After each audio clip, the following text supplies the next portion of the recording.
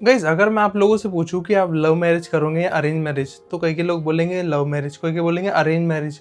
और बात आ जाए कोई ऐसा इंसान बोले कि भाई मैं शादी नहीं करूँ, तो क्या आप उसको मानोगे क्या कि भाई आगे जाके तो शादी करेगा? बट आज की तारीख में ना, देखते हुए ना ज़माने के अंदर, तो दोनों सक्सेसफुल नहीं है। कोई लड़की किसी का गला काट रही है, किसी की गर्दन काट रही है, तो अरेंज मैरिज वाली भी ऐसी कर रही है, लव मैरिज वाली तो ऐसे कर रही है, अरेंज मैरिज वाली भी कर रही है। दोनों एक तरीके से अपनी अपनी जगह ये चीज़ कर रहे हैं। बट आज तारीख में लौंडे लपाटे लड़कियां सब एक तरीके से वो हो गए कि भाई हमको तो शादी नहीं करनी। बट जरूरी थोड़ी ना हर घर के अंदर ऐसा हो। एक टाइम के बाद तो घर वालों को शादी करनी पड़ती है बच्चों की, कि हाँ भाई अब जाके हमको है ना इस बच्चे की शादी कर दें, बड़ा हो गया, इसकी नौकरी लग गई। ठीक है, आज की कहानी भी ऐसी है। बट दोस्तों, वीडियो स्टार्ट करने से पहले ना मैं आप लोगों को एक चीज़ दे दूँ, अगर आप चैनल पर नए हो तो प्लीज़ चैनल को सब्सक्राइब कर दो यार, तो मेरी नई वीडियोस आपके पास आते रहे। और लाइक जरूर करके जाना, मुझे अच्छा लगता है जब आप लोग कमेंट करते हो, लाइक करते हो। कमेंट तो वैसे आते नहीं है, वो तो बोल देता हूँ मैं, पर कमेंट भी कर दिया करो कि भाई किस तरह की वीडियो चाहिए, तो उस तरह की वीडियो लाएगा तुम्हारा भाई तुम्हारे लिए आगे से।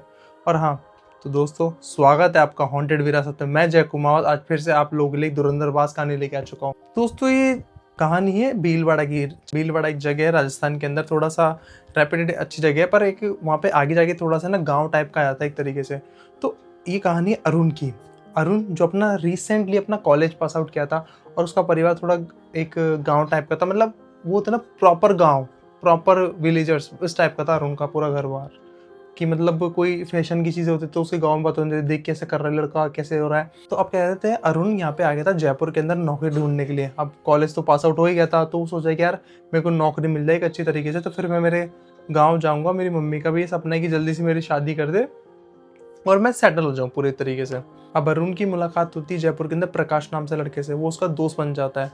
अब दोनों क्या जॉब ढूंढते थे, इंटरव्यू देने जाते रहते हैं ना, तो वहाँ पे इंटरव्यू के अंदर और भी कैंडिडेट्स आते हैं, तो वो बात करते थे। प्रकाश उसका दोस्त बन गया ऐसे करके, बोलता है कि अब मैं इस जगह इंटरव्यू देने जाऊँगा, अब मैं उस जगह जाऊँगा। तो अरुण कहता है कि आप मुझे भी नोटिफाई कर देना, तो मैं भी आपके साथ चल जाऊँगा। तो ऐसा हो जाने के बाद में क्या, अरुण की कंपनी में जॉब लग जाती है एज अ सुपरवाइजर की, कि भाई उसकी नॉलेज भी अच्छी थी और अकाउंटिंग भी अच्छी थी। और प्रकाश की भी उसी कंपनी में सुपरवाइजर की लग जाती थी, दोनों की एक कंपनी में, कि बहुत बड़ी कंपनी थी एक तरीके से वो। दरअसल उस कंपनी के अंदर ऐसा था कि वो खाने की फैक्ट्री थी, जो बिस्किट्स बनाते हैं ना वहाँ के, उस फैक्ट्री थी, बहुत बड़ी फैक्ट्री थी। तो वहाँ पे एज अ सुपरवाइजर की उनकी जॉब लग जाती है। दोनों बहुत खुशी हो रहे थे, उनका 6 महीने बीते, हर त्योहार अच्छी जगह यहाँ पे जयपुर में बनते हैं। अब उसकी मम्मी अरुण की कहती कि बेटा इतना टाइम हो गया, तो अब जयपुर यहाँ पे आ जा, भीलवाड़ा अपने गाँव में, तो तेरे क्या जल्दी से ब्याह कर दूंगी मैं, ब्याह मतलब शादी वादी कर दूंगी। तो कहता है मम्मी यार अभी तो मेरे को घूमने दो, अभी तो मेरे को है ना शहर देखना है पूरा एक अच्छी तरीके से। बोले देख लेना, पर तू एक बार शादी तो कर ले तेरी। अब अरुण चला था अपने घर के अंदर, तो उसके घर वाले क्या लड़की ढूंढते उसकी। एक लड़की होती है बहुत ही सुंदर से, लड़की का नाम होता है शीतल करके। शीतल और अरुण की शादी हो जाती है एक अच्छी तरीके धूमधाम तरीके से, प्रकाश वकाश सब दोस्त उसके इंक्लूड होते हैं, और ऑफिस के भी बहुत सारे रहते हैं। अब कहानी में यहाँ पे ट्विस्ट आता है कि दोस्तों, जब एक बार आप किसी लड़की से शादी वादी कर लिए, तो ज़रूरी थोड़ी नहीं है उसको बाद में आप छोड़ दोगे। ऐसे बहुत अलग ही नतीजे कॉन्सिक्वेंसेस हो जाते हैं जब आप उसे छोड़ोगे। बट जब तक सही चल रहा है तब तक छोड़ोगे थोड़ी ना, आप उसको अपने साथ में रखोगे ना। कुछ गलत तो नहीं होने दूंगा आप उस लड़की के साथ में। तो पर अरुण भी ऐसे करता है, उससे सारे वादे करता है कि भाई मैं तेरे साथ में कभी भी गलत नहीं होने दूंगा, मैं तेरी हमेशा हेल्प करता रहूँगा, चाहे से कुछ भी हो। अगर तू भी मेरे अगेंस्ट रहेगी ना, तेरे लिए भी मैं तेरे लिए ही खड़ा रहूँगा। अगर तू भी मेरे अगेंस्ट रही तो मैं हार जाऊँगा उस चीज़ में। अरुण और शीतल इतना डीपली लव में हो गए थे शादी के बाद में, जैसे होते आम तौर पे उसी तरीके से। बट एक बार क्या हुआ, जब शीतल सो रही थी ना, तो शीतल क्या है कुछ बड़बड़ा रही थी। अब अरुण सोचता है कि भाई ये आवाज़ कहाँ से आ रही है, ये आवाज़ कहाँ से आ रही है। अरुण इधर-उधर देखता है कि भाई टीवी भी ऑन नहीं है, कुछ भी ऑन नहीं है, पर देखता है, फिर देखता है यार शीतल को देखता है, अपने पास में सोती रहती है वो। कह रही तो शीतल कुछ बोल रही है, शायद कुछ कहने की कोशिश कर रही होगी। तो मैं शीतल को बोलता हूँ, शीतल, शीतल, शीतल। तो अब क्या और ज़्यादा क्लियर साउंड सुनाई दे रहा था, पर शीतल कुछ अलग लैंग्वेज में बात कर रही थी, बहुत ही अलग लैंग्वेज में। ऐसा लग रहा था जैसे अरेबिक लैंग्वेज होती है ना, वैसे उसमें बात कर रही हो, अरेबिक लैंग्वेज में। अब ये समझ में आता है अरेबिक लैंग्वेज, उसको समझ ही नहीं आ रही थी। अरे इसको ये नहीं पता कि अरेबिक लैंग्वेज भी कौन सी होती है। देखो सच बताओ तो मेरे को भी नहीं पता चलेगा अगर सामने आ जाएगी ना भाई कौन सी लैंग्वेज बोल रहा है, कहाँ से क्या। पर वो अरेबिक लैंग्वेज में बात करती रहती है वो, उसको नहीं पता होता अरुण को। वो एक बार तो नज़रअंदाज कर रही कि शायद ऐसे कुछ बड़बड़ा रही है। ऐसे दूसरे दिन हुआ, तीसरे दिन हुआ, तो अरुण ने क्या है जल्दी से उसको झटका दिया एकदम से कि शीतल उठो, क्या हो गया।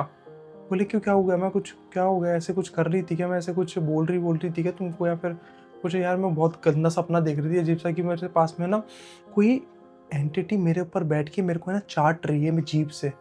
ऐसे लग रहा था मेरे को यार, कि मैं उसको मना कर रही थी कि मेरे पे मत कर, मेरे पे मत कर, मेरे पे मत कर। बोले तुम ऐसे पक्का ऐसे बोल रही थी क्या? क्योंकि मुझे तो ऐसे कुछ सुनाई नहीं दिया। बोले मैं ऐसे बोल रही थी मेरे सपने के अंदर। ये सब हो जाने के बाद में ना तो शीतल को वो पानी वानी पिलाता है। बोले तुम ठीक हो ना, तुम पानी वानी पियो, ये चीज़ लो और तुम रेस्ट करो, इसको रेस्ट करो। तो फिर शीतल कहती है अब एक काम करो, तुम सो जाओ, नहीं तो अगर वापस मैं ऐसे बोलने लगी ना तो तुमको नींद आएगी नहीं। और अरुण की नींद इतनी कच्ची थी ना, अगर एक चम्मच भी गिरोगे ना तो उससे भी उसकी है ना नींद खुल जाती थी। इस टाइप का था अरुण हमारे। ये सब हो जाने के बाद में वो वापस सो जाते हैं वो लोग। अब नेक्स्ट डे क्या होता है कि सारे के सारे परिवार वाले खाना खाते रहते हैं, बैठे रहते हैं खाना खाने के लिए, है ना, एक जगह। तो अरुण कहता है मम्मा बहुत देर हो गई, नाश्ता तो लगा दो मेरा यार कम से कम। और गांव में तो आप जानते हो नाश्ते के तौर पे क्या मिलता है, जो भी मिल जाए वही नाश्ता एक तरीके से यार। सबकी अलग अलग है घरों के अंदर।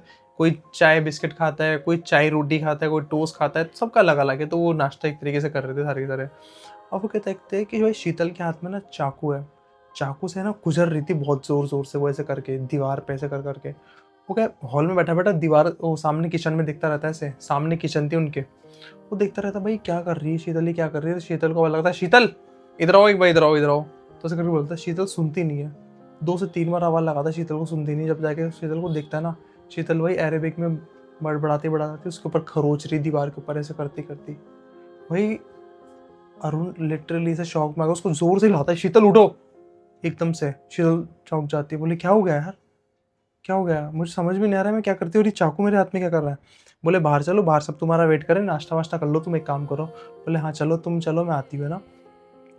अब क्या हुआ, जैसे ही वो जाके बैठ गया ना अरुण वहाँ पे, तो शीतल क्या चक्कू लेके आ रही है इस तरीके से, धीरे धीरे चलती चलती। अरुण चाय बिस्किट खाया जा रहा और वो देख रहा सामने। और उसकी मम्मी, अरुण की मम्मी उसके पास में खड़ी हुई। जैसे वो उसके पास में चक्कू लेके आया ना, अरुण अपनी मम्मी को हटा दिया इधर से। और शीतल भी चल रहा है, शीतल क्या हो गया तुमको। शीतल चौंक गई, भाई क्या हो गया एकदम से। मतलब वो शीतल अपनी सास के ऊपर ही अटैक कर रही थी। शीतल अपनी सास के ऊपर अटैक कर रही थी। और अरुण बोलता है कि तुम क्या कर रही हो, तुम अभी मेरी मम्मी को मारने वाली थी यार, मैंने खुद ने देखा चाकू से तुम। बोले नहीं मैं नहीं मारने वाली थी, मैं तो चाकू लेके आ रही थी बस ऐसे ही कुछ काटने के लिए, फल फ्रूट काटने के लिए, एप्पल सामने जो पड़ा था काटने के लिए। बोले नहीं मैंने अभी आंखों से देखा है कि तुम मेरी मम्मी के ऊपर अटैक कर रही थी। गाइस ये सब हो जाने के बाद में ना उसकी मम्मी बोलती है कि बेटा तू कुछ ज़्यादा ही सोच रहा है, तो इतना मत सोचे, शायद वो ये फ्रूट्स काटने के लिए आई होगी ना, ऐसा भी तो हो सकता है ना। तो सारी चीज़ें हो जाने के बाद में वो अपने घूमता रहता गाँव के अंदर एक तरीके से, कि सबसे दोस्तों से बातें कर। उसने दोस्त से अपने शेयर करी, भाई ऐसी ऐसी बात है यार, ऐसी ऐसी चीज़ है।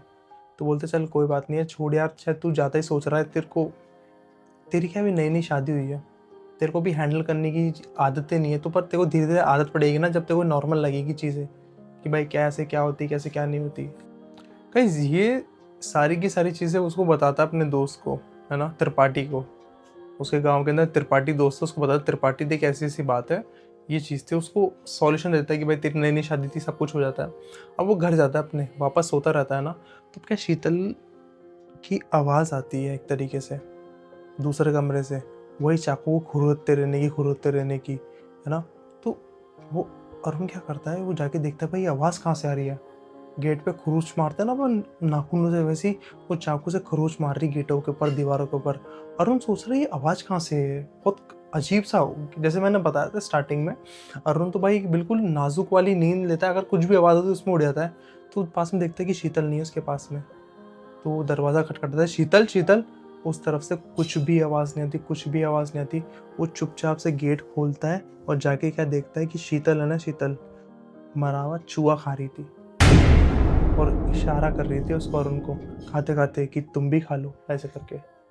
अरुण शौक हो जाता है कि भाई क्या हो गया। और एक बहुत ही डरावनी हंसी हंस रही थी शीतल, बहुत ही अजीब तरह की हंसी हंस रही थी। ये सब देखने के बाद में अरुण का दिमाग इतना ज़ोर से ख़राब होता है, और स्मेल ही स्मेल हो गई पूरे के पूरे कमरे के अंदर। उस पर ज़ोर से चिल्लाता है, शीतल होश में आओ, शीतल होश में आओ, ये तुम्हें क्या हो गया, तुम्हें कर क्या रही हो। उसने मम्मी को बुलाया, पापा को बुलाया, बड़े भाई को, सबको बुला लिया घर पे। बोले कि देखो ये क्या हो गया इसको, या शीतल को, अभी ये चूहा खा रही थी बैठे बैठे यहाँ पे। बोले बेटा मुझे तो कुछ अजीब ही लग रही चीज़ है ना, इसके ऊपर कुछ है ना काली शक्ति आ गई। मेरे को तो लग रहा है कि ये हमारी बेटी को ना पराई बला आ गई इसके ऊपर, मेरे को ऐसे लग रहा है ये। बोले पक्का आपको ऐसे लगता है कि इस चीज़ के बारे में। बोले हाँ बेटा, क्योंकि ये जिस तरीके से तू बता रहा है ये ऐसे ऐसे कर रही है, तो इसका मतलब ये हो ना। तो उसका मुंह वो साफ करते, उसको वहाँ पे सुला देते बेड के ऊपर, और बोलते कि बेटा तू उसका ध्यान रख, अभी तो है ना बाद में कल सुबह अपन है ना बाबा के जाएंगे, बाबा पे इसका समाधान निकालेंगे कि भाई क्या चीज़ है क्या नहीं है ना। अब वो उसको सुला देता है ना। थोड़ी देर बाद में क्या है, पीसने की आवाज़ आती है। आपने देखा कि चक्की पीसते, जो गांव के अंदर एक चक्की होती है जिसके ऊपर अपन गेहूं डालते हैं, वो क्या आटा पीस के देती है अपन को, आटा निकलता है उसमें। उसको आवाज़ आ रही है इसे चक्की पीसने की, चक्की पीसने की आवाज़ आ रही है उसको। बोला भाई यार ये आवाज़ इतनी रात को कौन कर रहा है। वो देखता है कि भाई शीतल वापस नहीं है। जाके देखता है कमरे में, शीतल उकड़ू होके बैठ के ऐसे चक्की पीस रही है। चक्की पीसे जा रही है, पीसे जा रही है, पीसे जा रही है। और पर उसमें गेहूं नहीं था, बस वो पीछे जा रही, पीछे जा रही है। वो जोर से चिल्लाता है, शीतल शीतल तुम्हें क्या हो गया, क्या हो गया। शीतल कह रही कि मुझे बचा लो यार, मुझे बचा लो। और वो एंटिटी थी जो उसके अंदर थी ना शीतल के, वो जोर जोर से हंस रही थी। शीतल की आंखों में एक अलग ही दर्द सा दिख रहा था कि शीतल एक तरीके से अवेयर भी थी कि भाई उसके साथ में क्या हो रहा है, ये क्या नहीं हो रहा। एक होता है उसके अंदर दो दो पर्सनैलिटी आ गई थी शीतल के अंदर, दो दो स्पिरिट आ गई थी कि भाई उसको पता था शीतल को ये कर भी क्यों रही है, करना क्या चाहती है। वो चाहकर भी वहां से हट नहीं पा रही थी। और अनु और अरुण को कहती है, अरुण प्लीज मुझे बचा लो यार, मुझे बहुत डर लग रहा है यार, प्लीज अरुण मुझे बचा लो यार तुम। अरुण कहता है तुम चिंता मत करो, मैं हूँ तुम्हारे साथ में। फिर अरुण क्या करता है, वो उसको पकड़ के जाता है और सुला देता है जबरदस्ती। सो जाती है आराम से, चैन से। जैसे सुबह अरुण रोजाना चाय पीता है, नाश्ता करता है, वैसे नॉर्मल हो रहा था सारा का सारा। पर अब की बार क्या हुआ, शीतल वहाँ पे किचन में नहीं थी। शीतल को ऐसे करके देख रहा अरुण कि भाई आज शीतल क्या हो गया, दिखी नहीं यार। वहाँ उस टाइम पे जल्दी उठ गई थी आज वो, वॉशरूम भी चल गई थी नहाने के लिए। और उसने कहा था कि मैं आपको डायरेक्ट हॉल में मिलूंगी, नाश्ता वास्ता कर लेना, और नाश्ता वास्ता मैं बना देती हूँ, आप नाश्ता कर लेना। वो देखता इधर उधर है नहीं। तो उसकी मम्मी उसके पास में खड़ी रहती है ना, तो बोलता है बेटा क्या देख रहा है। बोले शीतल को देख रहा हूँ। बोले बेटा वो छत पे गई हुई है कपड़े सुखाने के लिए, है ना। अब वो बोलता ठीक है मम्मी, चलो ठीक है। उसको उसने नाश्ता कर लिया। बोले हाँ नाश्ता तो कब का ही कर ली शीतल तो। जैसे वो बात कर रहे थे ना, तो अरुण, जैसे अरुण यहाँ पे बैठा हुआ है और उसकी मम्मी यहाँ पे खड़ी हुई है, ठीक है। और किचन थी इस तरफ। अब नाश्ता करता रहता है अरुण, उसकी मम्मी पास में रहती है। तो इस तरफ से अरुण के ऐसे टैप टैप किया वो होता है। तो देखता है अरुण देर में, तो देखता है उसकी वाइफ खड़ी थी और उसके चाकू घोंस देती है यहाँ पे, इस जगह उसको चाकू घोंस दिया, ऐसे ऐसे बैठे चाकू। और उन ऐसे लेके बैठ जाता है, भाई क्या हो गई है। वो जोर से चिल्लाता है अरुण। और शीतल, अब की बार शीतल नहीं थी। शीतल की आंखें पूरी की पूरी लाल रंग की हो रखी थी और उसके बाल पूरे के पूरे बिखरे हुए थे। शीतल को समझ में नहीं आ रहा क्या करते हैं। शीतल सॉरी भी मांग रही थी। शीतल ने जैसे ही चाकू घोपा ना उसके पेट में, पीठ यहाँ पे, वैसे उस टाइम पे माफ़ी मांग रही, प्लीज़ मुझे माफ़ कर दो, मुझे माफ़ कर दो। और वही चाकू पकड़ के घुमा रही भयंकर तरीके से करके कि सारी आंतड़ियाँ उसकी बाहर आ जाए। फिर एक तरीके से दूसरे हाथ से खुद के हाथ को पकड़ रही शीतल कि नहीं नहीं नहीं, चाहकर भी नहीं कर सकती मैं। और शीतल का बस नहीं चल रहा उसके शरीर पे। फिर शीतल बेहोश हो गई और अरुण भी बेहोश हो गया। अब जब अरुण की आंख खुलती ना, अरुण हॉस्पिटल में मिलता है और उसकी मम्मी से बात करता था कि मम्मी क्या हो गया, शीतल कहाँ है। पहले उसकी आंख खुलती तो पहले ये पूछता है अपनी मम्मी से कि मम्मा शीतल कहाँ है। तो उसकी मम्मी कहती बेटा शीतल को तो पुलिस वाले पकड़ लिए क्योंकि उसने तेरे पे चाकू घोपा था ना, उसके ऊपर FIR होगी, पता नहीं केस मुकदमे चलेंगे, कोर्ट कचहरी होगी। तो अरुण पता है क्या कहता है कि मम्मा उसकी गलती नहीं है लड़की की 1% भी। तो बोले कैसे कह सकता है, उसने मेरे सामने तेरे पे चाकू घोपा है, तो ऐसे कैसे कह सकता है। तो बोले मम्मी उसके अंदर कुछ और बात है, मेरे को लग रहा है कि उसकी ऊपरी शक्ति आ गई है, ऊपरी बल आ गया इसके ऊपर। बोले वो कैसे। बोले जब मैं उससे बात कर रहा था ना, मुझसे माफ़ी मांग रही थी, उसकी आंखों में एक अलग ही दर्द था। पहले तो आप सबसे पहले ना शीतल के पापा मम्मी को फ़ोन करो, मेरे को उनसे बात करनी है। तो फिर उसके पापा आते, उसके पापा उसका हाथ पकड़ते ऐसे करके और उसके माथे, मतलब अपने माथे पे ऐसे लगाते हैं और रोने लग जाते कि बेटा मुझे माफ़ कर दो, मेरी बेटी की वजह से, प्लीज़ तुम्हारे हाथ जोड़ूँ मैं, मुझे माफ़ कर दो बेटा। तो उसके पापा बोलते हैं कि, मतलब अरुण कहता है कि मैं माफ़ कर दिया, बट मुझे एक चीज़ बताइए, शीतल के साथ में ऐसा ऐसा हो रहा है, ऐसी ऐसी चीज़ है, और ये कैसा हो रहा है, मतलब ये पहले होता था शादी के या फिर अभी होने लगा, इसके साथ कुछ दिक्कत थी क्या। बोले नहीं बेटा पहले तो ठीक थी, पर बेटा मुझे एक चीज़ का डाउट था, पर मैं तुमको बताया नहीं, मैंने उसको हंसी मजाक में टाल दिया। मतलब जब मैंने तुम्हारी शादी नहीं करी थी ना, तो इससे पहले शीतल का एक बॉयफ्रेंड था जिसका नाम था असलम करके। मतलब वो दूसरी कास्ट का था, पर हम एक कास्ट के अंदर शादी करने जाते तो हमने उसकी करी नहीं, असलम शादी। असलम शीतल से इतना प्यार करता था, बेइंतहा मोहब्बत, एक तरीके से उसके लिए कुछ भी कर लेता। इवन शीतल ने उसको ये तक कहा था कि अगर तुम्हारी गवर्नमेंट जॉब लग जाएगी ना, तो मैं खुद तुमसे शादी करूँगी, मेरे पापा को लेके आऊँगी। और वो लड़के ने जी जान मेहनत करके गवर्नमेंट जॉब ले ली, पटवारी की जॉब करने लग गया था वो। पर क्या था बेटा, हम नहीं माने थे। मुझे क्या पता मेरी बेटी ऐसे वादे करी आएगी किसी से, पर मुझसे तो पूछा नहीं ना उसने। हम उसके विरुद्ध गए और उससे हम उसके विरुद्ध गए, फिर हमने उससे तुम्हारी शादी कर दी। असलम शादी के दिन भी आया था और बोला था कि प्लीज़ आप मत करिए शीतल की शादी, शीतल से मैं बहुत ज़्यादा मोहब्बत करता हूँ मैं। पर क्या बेटा, हमने शीतल की शादी तुमसे कर दी। और जब वो जा रहा था ना, तो उसने जाते जाते एक मटकी रखी, मटकी में चावल, गुड़िया, लाल सिंदूर और कुछ खून की छींटे मार गया उसके ऊपर। ऐसा करने के बाद में बेटा मेरे को लगा कि ये अजीब तरह की चीज़ है, पर मैंने जैसे उसको उठा के देखा ना, बहुत भारी हो रही थी वो अपनी जगह से खिसक नहीं रही थी मटकी। पर हमने कैसे ना कैसे करके आके इसको खिसका के कहीं और फेंक दी मटकी को। हमको लगा कि भाई ऐसा होगा, बट हमको पता नहीं था कि ऐसे हो जाएगा क्या। बोले हाँ मैं वही तो बता रहा हूँ। और अरुण बैठा बैठा स्ट्रक्चर वहाँ पे हॉस्पिटल के बेड पे सारी की सारी बता रहा कि उसने मेरे साथ ऐसा किया, वैसा किया, ऐसे किया, वैसे किया। उसने मेरे छुरा घोंप दिया और वो कुछ खाने लग गई थी गलत गलत चीज़ें। कि अब तो पूरा डैम श्योर था कि असलम था ना, उसने ही शीतल के ऊपर काली बलाई छोड़ी है, काला जादू करा एक तरीके से। क्यों? क्योंकि प्यार के अंदर इंसान जब हार जाता है ना, तो उसके पास बस एक ही रास्ता रहता है, या तो मार दो या काला जादू कर दो। और असलम ने वही चुना, काला जादू कर दिया असलम ने उसके ऊपर, शीतल के ऊपर। और ये चीज़ कब हावी हो जाएगी शीतल की हस्बैंड के ऊपर, अरुण के ऊपर, ये अरुण को पता नहीं था। अब उन्होंने क्या करा, शीतल के पापा ने और उन्होंने बाबा को बुलाया, बाबा से सारी बात करी। तो बोले बेटा मैं इसका समाधान तो निकाल दूंगा, बट असलम को यहाँ पे लेके आना पड़ेगा। क्यों? क्योंकि जिस आत्मा को उसने छोड़ा है ना, उस आत्मा ने असलम से वादा किया है वो उसको तबाह करके जाएगी। अगर असलम उस आत्मा को कह दिया कि छोड़ दे, तू रहने दे, मत करे, तो ये ठीक हो सकता है। असलम को उसके पापा ने बुलाया कि देख असलम, तेरे को आना है, तूने जो जो हरकतें करी ना मेरी बेटी के ऊपर, ये सारी की सारी बला हटा दे मेरी बेटी पे, नहीं तो इसका इंजाम बहुत बुरा होगा। मेरे पे आ गया ना तो तू बच नहीं पाएगा। असलम ने बोला कि आप जो भी कर लो, करना है जो आपको, मैं अब जो मेरे मन में आ गई मैं वही करके रहूँगा। मैंने आपको लास्ट टाइम पे भी ये कहा था कि प्लीज़ शीतल की शादी अब किसी और से मत करो। क्यों? क्योंकि मैंने मेरे घर पे पहले ही बात कर ली थी कि मैं शीतल को एक्सेप्ट करूँगा और मैं उसके लिए कुछ भी कर सकता हूँ मैं, वरना पागल नहीं जो मैं उसके लिए इतना सब कुछ करूँगा। ये से उसको कैसे ना कैसे मनाया कि देख शीतल की जान चल जाएगी, प्लीज़ मान जा यार, एक बेटी का बाप होने के नाते मैं तुझसे रिक्वेस्ट कर रहा हूँ, मेरी बेटी की ज़िंदगी बर्बाद हो जाएगी और मेरे दामाद की भी। तो थोड़ी तो दया बची थी असलम के अंदर। असलम ने बोला चलो ठीक है, मैं उस आत्मा को मना कर दूंगा कि आपकी बेटी के ऊपर से हट जाए, वो परेशान नहीं करेगी आपकी बेटी को। सारे तंत्र मंत्र विद्या हो जाने के बाद में उनकी बेटी के ऊपर से बला टल गई। अब एक हफ्ते हो जाने के बाद में जब अरुण और शीतल सो रहे थे ना, तो शीतल को आवाज़ आती है कि कोई बड़बड़ा रहा है पास के अंदर। और पास में कौन सो रहा था? अरुण। अरुण कुछ अरेबिक लैंग्वेज में बड़बड़ाया जा रहा था। मतलब वो आत्मा गई नहीं थी और वो शीतल से हट के अब अरुण पे आ गई थी। उसने कहा था कि मैं शीतल से हटा दूंगा, बट ऐसे थोड़ी ना कहा था कि मैं उस परिवार से भी हटा दूंगा मैं। अब वो आत्मा अरुण पे आ गई। अब शीतल तो ठीक हो गई थी, पर शीतल को समझ में ना क्या करे तो करे क्या करे। और क्या हुआ, जब शीतल और अरुण सो रहे थे ना, तो अरुण उठा रात को, उसने तकिया लिया और शीतल का मुंह दबा दिया। शीतल चिल्लाती रह गई, छोड़ो छोड़ो छोड़ो छोड़ो, कौन है कौन है। उसने जैसे एक बार तकिया हटाना, फिर देखा कि अरुण है। अरुण बोले अरुण प्लीज अपने होश में, तुम ये क्या कर रहे हो यार, क्या कर रहे हो, अरुण ही है। अब शीतल ने क्या करा, अपने घर वालों को बोला और खुद की सास को बोला इस चीज़ के बारे में कि रात को अरुण ऐसी ऐसी हरकतें कर रहा था। मैं उनको सारा इंसिडेंट तो पता ही था पहले का कि भाई शीतल के ऊपर भी ये चीज़ हो चुकी है। तो वापस उन्होंने उस बाबा से कांटेक्ट करा और मतलब शीतल के पापा से भी बात करी। शीतल के पापा समाधान निकालते इस चीज़ का कि चलो उन बाबा से बात करते वापस कि हमारे बच्चे के ऊपर वापस वो आत्मा आ गई, बुरी आत्मा, कि अब करे तो करे क्या करे। उन्होंने बोलते हैं कि असलम देख तू मान जा यार, अभी भी तू माना नहीं ना, पहले शीतल के ऊपर थी अभी उसके ऊपर आ गई। तो असलम पता है क्या कहता है, मैंने कब कहा था कि मैं हटा दूंगा पूरे प्रॉपर तरीके से। अगर मैं उसकी ज़िंदगी बर्बाद नहीं कर सकता तो उसके हस्बैंड की तो कर ही सकता हूँ ना मैं, फिर तो मेरी हो जाएगी ना शीतल।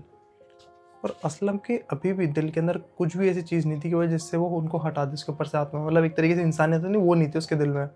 बोला कि नहीं अब तो मैं इसको बर्बाद करके छोड़ूंगा मैं, आखिर उसने मेरी शीतल से शादी कैसे करी और मैं नहीं चाहता कि मेरे होते हुए मेरी शीतल को कोई टच भी करे।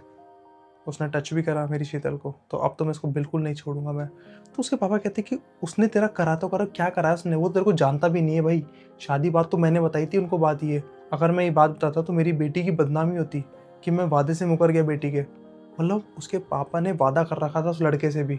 ये बात बाद में चली उन दोनों के होते होते कि उसके पापा ने भी वादा कर रखा था, पर बाद में उसके पापा को ये डर था कि भाई समाज क्या कहेगा इस चीज़ के अंदर।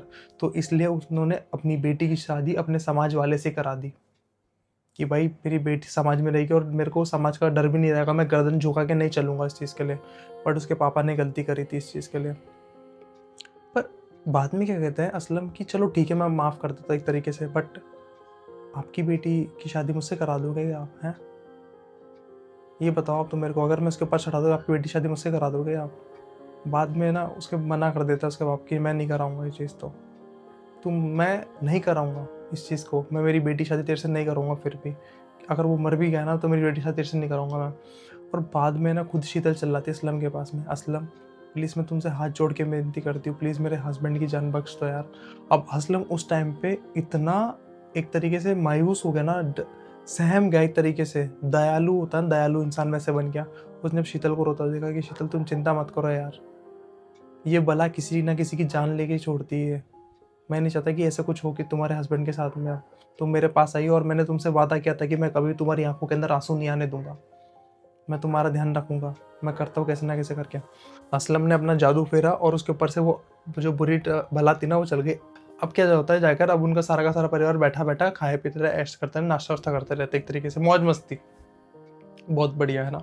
और जॉब वो भी बड़े चल रही थी यार उनकी। भाई ऐसा मत सोचना तुम बीच में कमेंट सेक्शन में बोलोगी भाई बाद में कि भाई वो जॉब पे जाता था, क्या हुआ जयपुर के लिए, जॉब वॉब करके आ जाता था यहाँ पे अपने। अब क्या हुआ, शीतल एक दिन न्यूज़पेपर पढ़ रही थी। न्यूज़पेपर में क्या आता है कि भाई इस बंदे की डेथ हो गई, और वो कौन था, असलम। अब वो डेथ कैसे हुई, इसके पीछे का एक कारण पता चलता है बाद में उसके पापा को, शीतल के पापा को, कि भाई जब उसने वो बला हटाई थी ना उसके सर पे से, उस बला को उसने एक चीज़ के लिए बोला था, एक कमांड दिया था, जा उस परिवार के अंदर जा, इस परिवार से किसी ना किसी को मार के आ। अब उसको एक बार कमांड दे दिया ना, वो अपना कमांड पूरा करके ही आएगी वो आत्मा।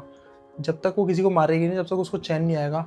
बट वहाँ से भी हटा देता। अब वो उसके साथ में थी, असलम के साथ में, तो वो उस बुरी की आत्मा ने, पता है, असलम की जान ले ली। अब उसका पूरा हो गया मकसद तो एक तरीके से उस आत्मा का, तो बुरी बला का, और असलम की जान चल गई। तो मतलब एक सच्चे प्यार के लिए उसने अपनी जान कुर्बान कर दी, और लड़की के पापा ने उसको गलत वादा कर दिया था, नहीं तो आज असलम पागल भी नहीं होता, मतलब मरता भी नहीं और बचा भी रहता। तो दोस्तों सोच समझ के चीज़ें करा करो। तो दोस्तों लास्ट में एक ही चीज़ कहूँगा, अगर वीडियो अच्छी लगी ना, चैनल को लाइक करो, शेयर करो, सब्सक्राइब करो, और ऐसे इंटरेस्टिंग वीडियोस के लिए चैनल बन रहे हो। जब तक के लिए धन्यवाद।